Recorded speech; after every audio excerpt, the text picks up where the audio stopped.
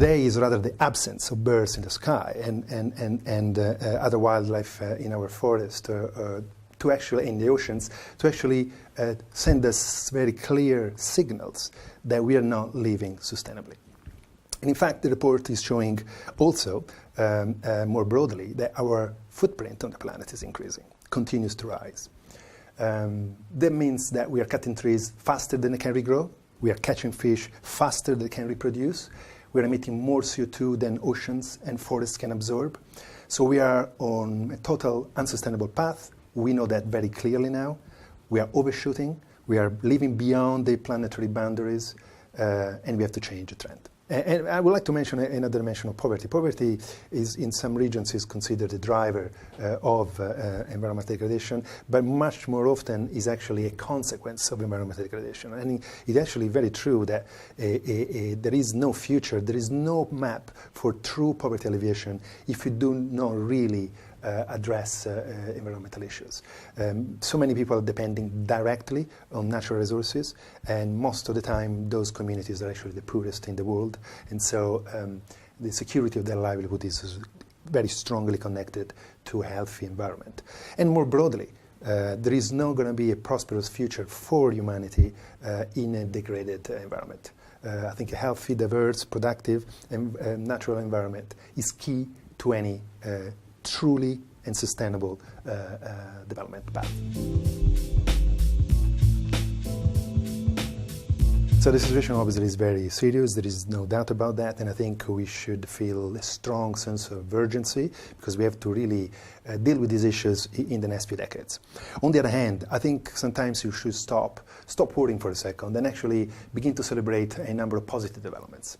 The growth of awareness, the planet has never been more aware of the problems and the solutions. We've never been able to engage so many people across the world, all over the world, developing economies, emerging economies, around environmental issues. Particular sectors have shown incredible engagement, acceleration in engagement over the last couple of decades, particularly the private business sector. But what really excites me most is the booming of civil society engagement, again, across the whole world. And that's particularly the local level. Community-based, local NGOs, group of concerned citizens are really coming together and creating a new global movement that I think has the potential to turn things around and to exert the pressure and raise the demands for public good that we need to put in place.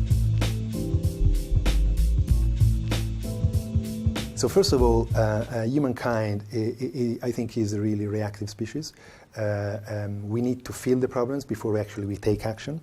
And on the other hand, we are very bad at coordinating ourselves. We're very tribal, territorial, and we're facing global issues. And interconnectivity and the linkages are huge across the planet. So we need to learn how to work together, how to connect, and how to plan together. So I think WWF, one of the critical contributions of WWF is really to act as a catalyst, as a convener, and help the three key sectors in the sustainability challenge, the public, the private, and civil society, to really come together, share almost a joint action plan, a joint vision for future Earth, and try to really develop impact at scale, change at a systemic level, and particularly develop a shared agenda where everybody wins at the end of the day.